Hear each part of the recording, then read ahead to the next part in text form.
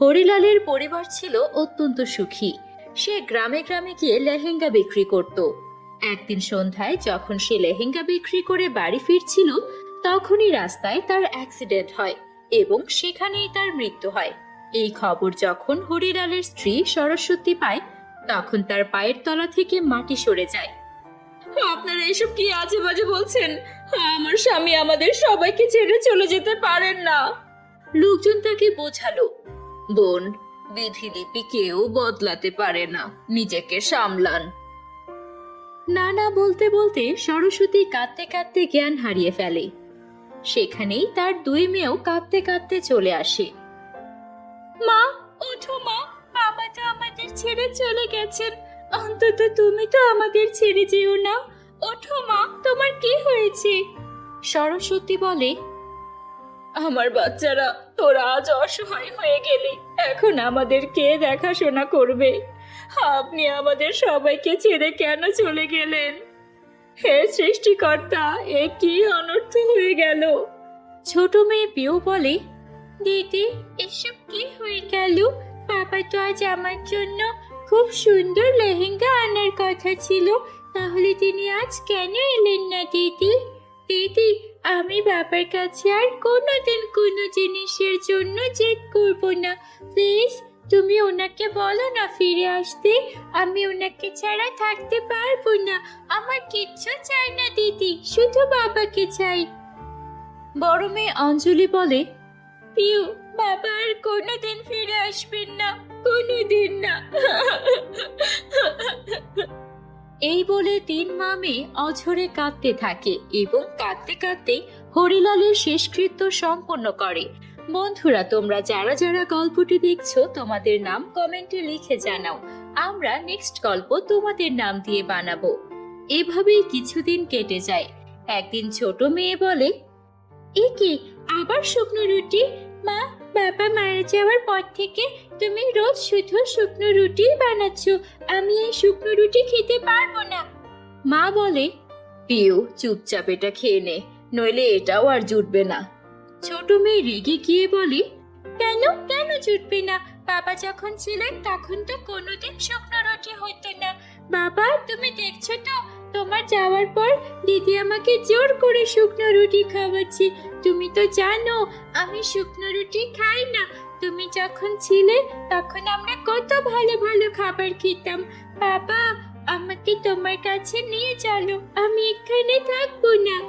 অঞ্জলি তাকে শান্ত করে বলে, পিউ, এমন বলতে নেই, আজ খেয়ে নে, কাল আমি তোর জন্য ভালো খাবার বানিয়ে দেব।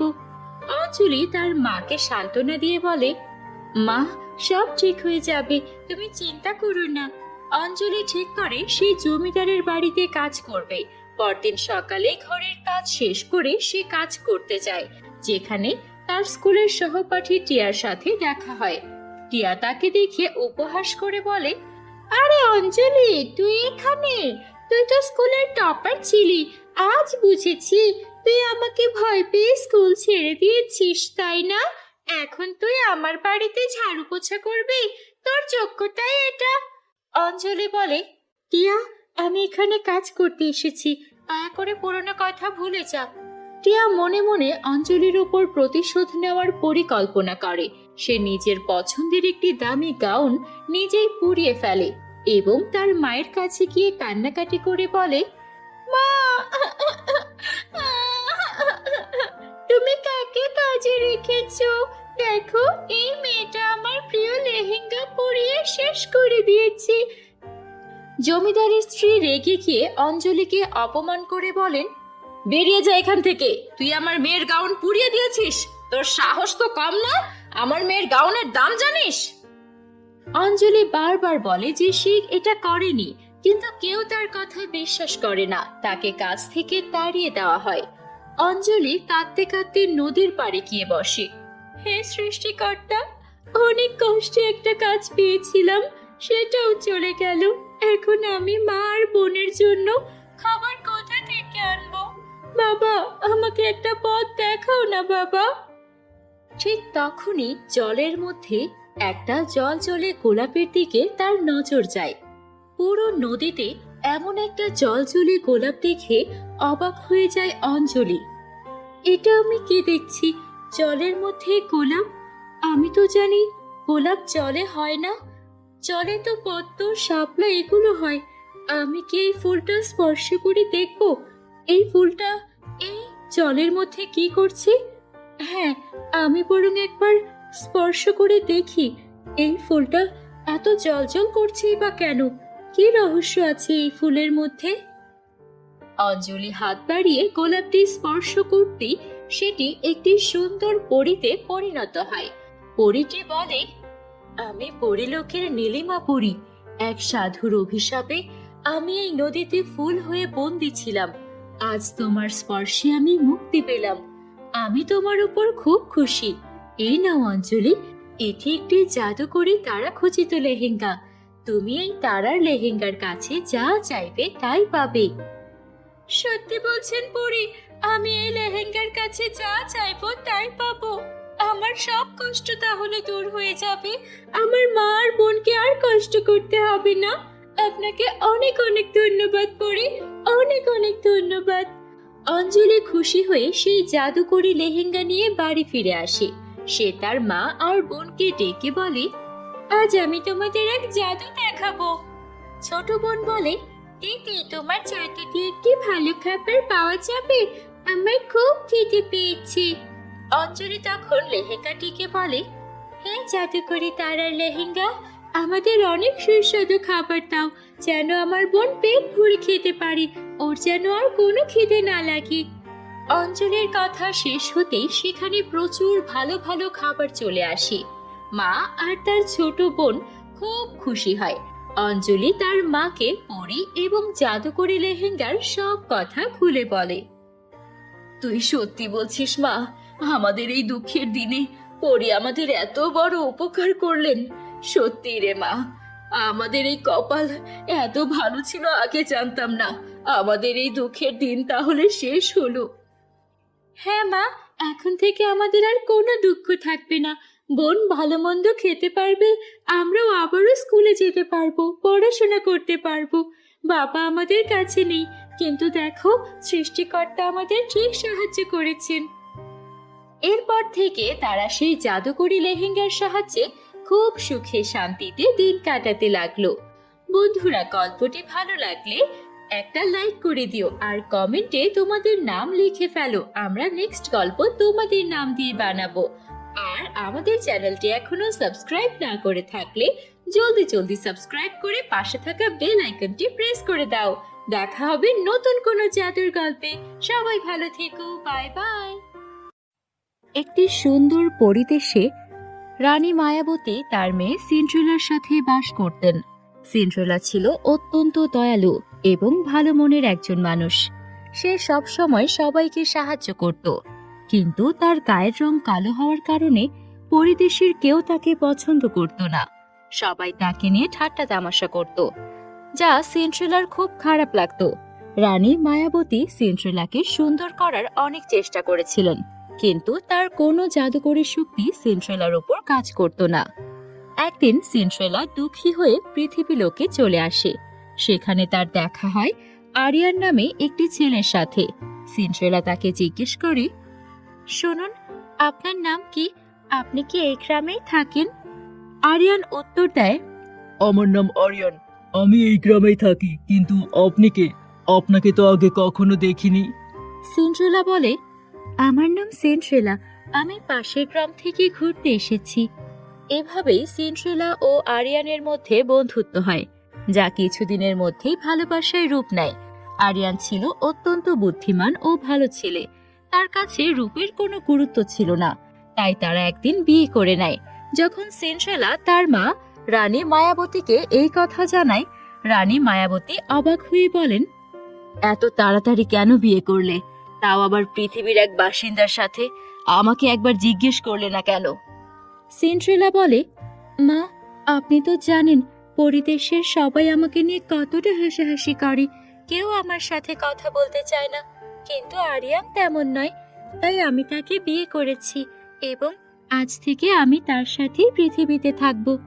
রানী মায়াবতী বলেন, সব ঠিক আছে মা, কিন্তু তুমি কি জানো কোনো পরী যদি সাধারণ মানুষকে বিয়ে করে তবে তাকে সব জাদুকরী শক্তি হারিয়ে সাধারণ মানুষ হয়ে যেতে হয়।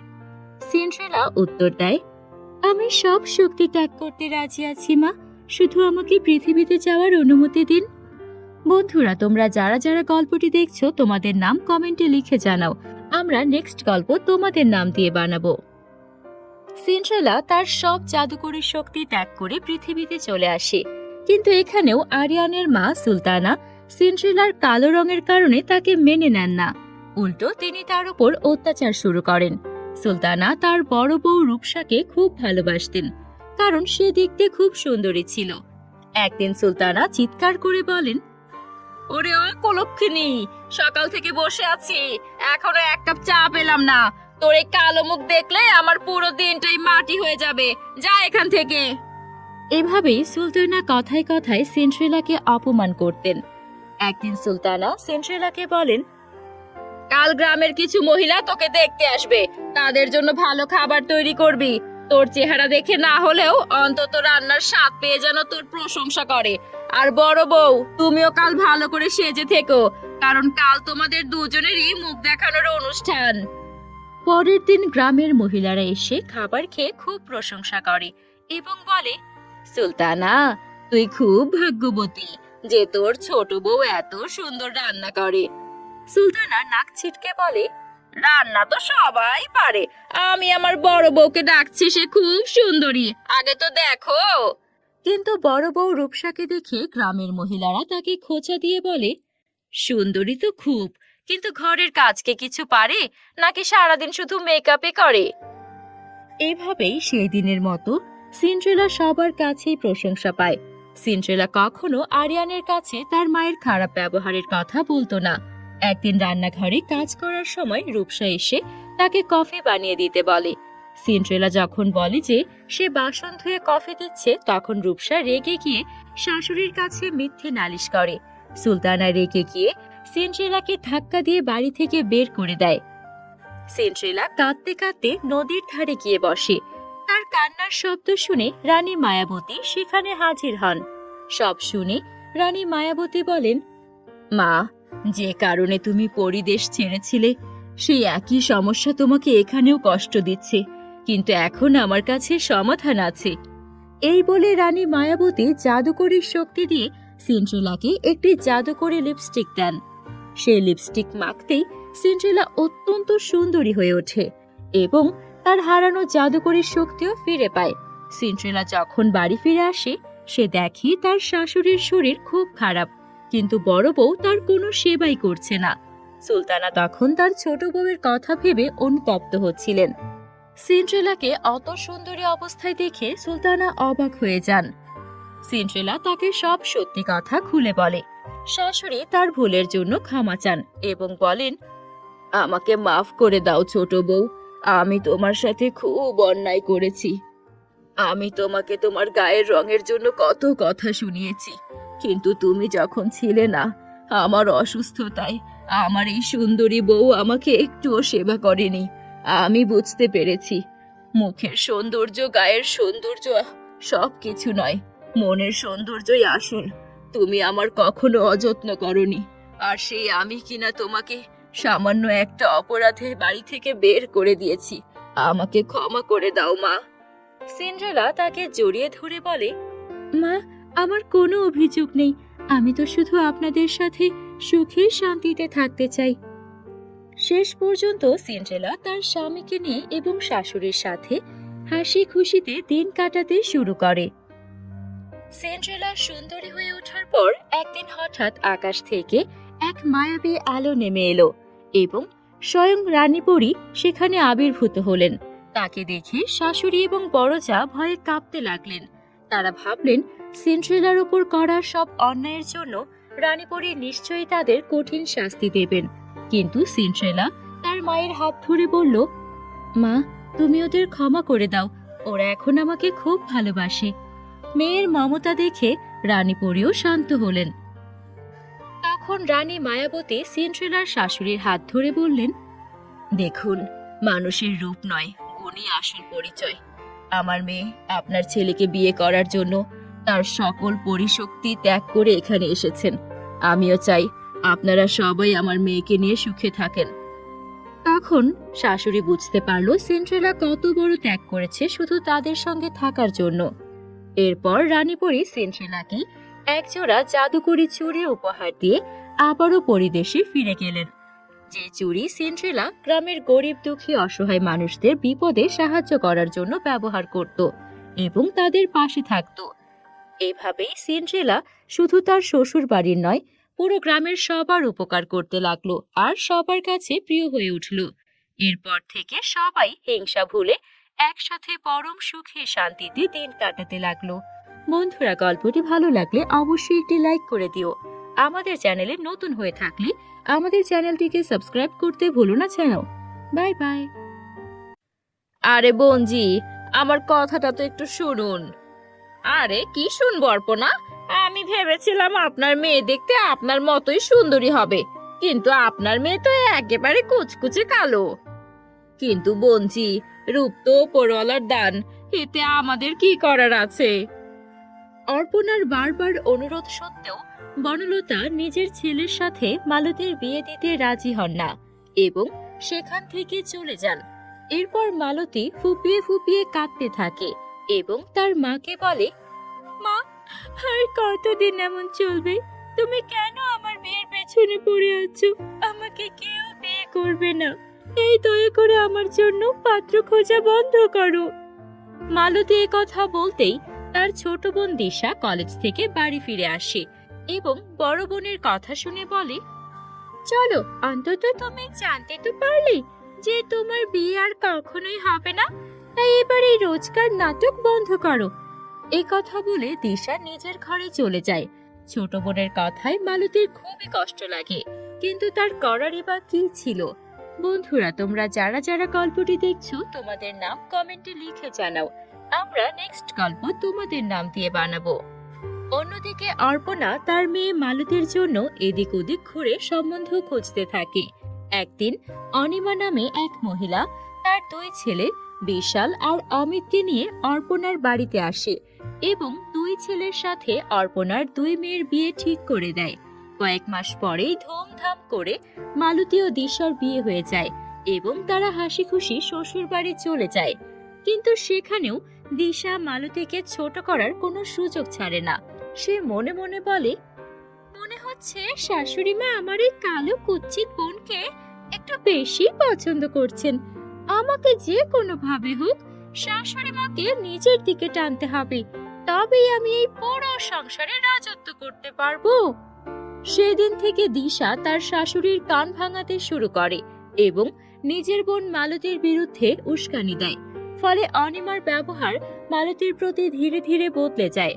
একদিন তিনি বলেন, আরে অলক্ষী, যখন দেখি তখনই ঘরে শুয়ে আরাম করছিস। ঘরের সব কাজ কি তোর মা এসে করে দিয়ে যাবে? মালতী বলে, মা, আজ আমার শরীরটা ভালো লাগছে না, তাই ঘরের কাজ করতে পারবো না। আপনি বরং দিশাকে বলে দিন, এমনিতেও তো রোজ আমিই সব কাজ করি। দিশা পাশ থেকে বলে, দেখছেন মা, দেখছেন, ও আপনার সামনেও কত মুখে মুখে তর্ক করছে, আপনার কথা কেমন অবজ্ঞা করছে। অনিমা রেগে গিয়ে বলেন, দিশা একদম ঠিক বলছে, তুই দিন দিন খুব ফাঁকিবাজ হয়ে যাচ্ছিস। আমার বাড়িতে তোর মতো কুঁড়ে বউয়ের কোনো জায়গা নেই। তুই এখনই আমার বাড়ি থেকে বের হয়ে যা। এই বলে অনিমা মালতীর হাত ধরে তাকে বাড়ি থেকে বের করে দেন।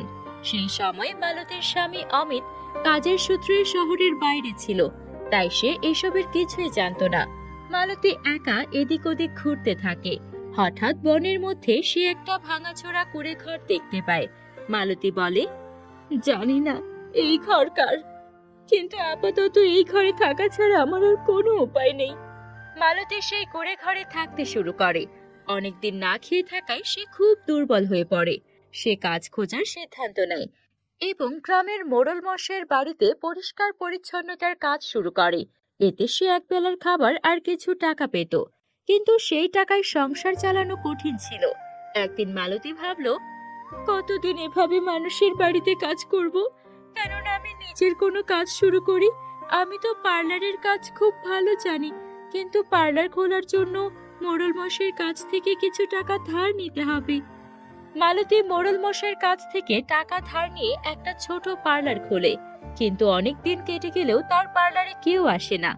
একদিন কিছু মেয়ে পার্লারের সামনে দাঁড়িয়ে বলাবলি করছিল, আরে দেখো, এই কালো মহিলাটার পার্লারে কে যাবে?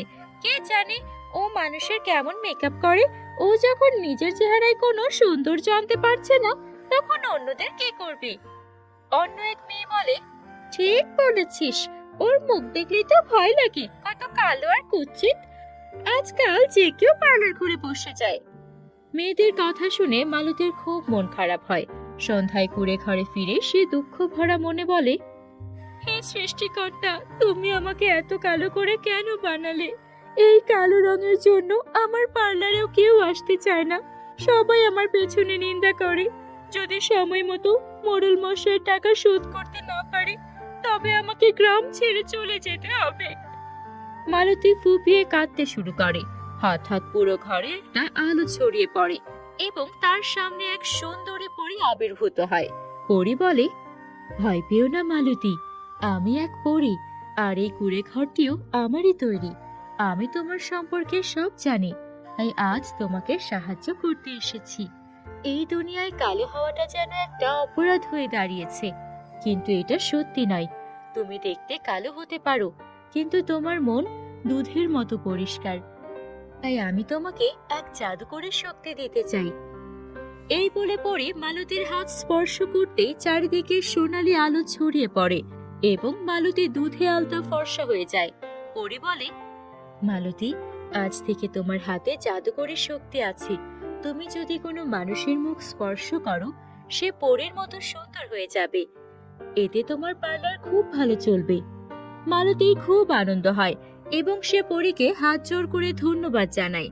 পরদিন মালতী যখন পার্লারে যায়, তখন রিয়া নামের এক কালো মডেল মেয়ে তার কাছে আসে এবং বলে, শোনো, আমার খুব ভালো মেকআপ করে দাও, আর আজ আমার একটা মডেলিং শো আছে। মালতী বলে, ঠিক আছে ম্যাম, আপনি বসুন, আমি আপনার মেকআপ করে দিচ্ছি। মালতী রিয়ার মুখে ফেস পাউডার লাগাতে রিয়ার চেহারা দুধের মতো ফর্সা হয়ে যায় এবং সে অসম্ভব সুন্দরী হয়ে ওঠে। নিজেকে দেখে রিয়া অবাক হয়ে বলে, ওয়াও, তুমি তো আমার রূপে বদলে দিলে। সত্যি তোমার হাতে জাদু আছে, বিশ্বাসই হচ্ছে না আমি এত সুন্দর হতে পারি। Thank you so much. এই নাও আমার তরফ থেকে কিছু বাড়তি টাকা। শোতে গিয়ে রিয়ার নতুন রূপ দেখে সব কালো মেয়েরা অবাক হয়ে যায় এবং তার ফর্সা হওয়ার রহস্য জানতে চায়। রিয়া তাদের মালতীর পার্লারের কথা বলে দেয়। পরদিন থেকেই মালতীর পার্লারে কালো মেয়েদের ভিড় জমে যায়। মালতী একে একে সবার চেহারা ফর্সা করে দেয় এবং তার পার্লার পুরো গ্রামে বিখ্যাত হয়ে যায়। তার অনেক আয় হতে থাকে। অর্পণা আর দিশা যখন এই খবর জানতে পারে, তখন তারা নিজেদের ভুলের জন্য অনুতপ্ত হয়। তারা মালতীর পার্লারে এসে ক্ষমা চায়। শাশুড়ি অনিমা বলেন, বৌমা, আমাকে ক্ষমা করে দাও, আমি না বুঝে তোমার মনে অনেক কষ্ট দিয়েছি। এখন আমি আমার ভুল বুঝতে পেরেছি। দিশাও বলে, দিদি, আমাকেও ক্ষমা করে দাও, আমি সব সময় তোমার গায়ের রং নিয়ে মজা করেছি। মালতী শান্তভাবে বলে, আপনাদের ক্ষমা চাওয়ার কোনো প্রয়োজন নেই। আমি এখন আমার জীবনে খুব খুশি। যা হয়েছে তা ভুলে যান এবং আমাকে আমার মতো করে বাঁচতে দিন। মালতীর কথা শুনে তার শাশুড়ি ও বোন সেখান থেকে চলে যায়। কয়েকদিন পর মালতীর স্বামী অমিত শহর থেকে ফিরে আসে এবং মায়ের ব্যবহারের কথা শুনে তার খুব খারাপ লাগে। সে তার স্ত্রী মালতীর সাথে একটা বড় বাড়ি কিনে হাসি খুশিতে আলাদা থাকতে শুরু করে। বন্ধুরা, গল্পটি ভালো লাগলে অবশ্যই লাইক করে দিও। আমাদের চ্যানেলটি এখনো সাবস্ক্রাইব না করে থাকলে জলদি সাবস্ক্রাইব করে ফেলো। Bye bye.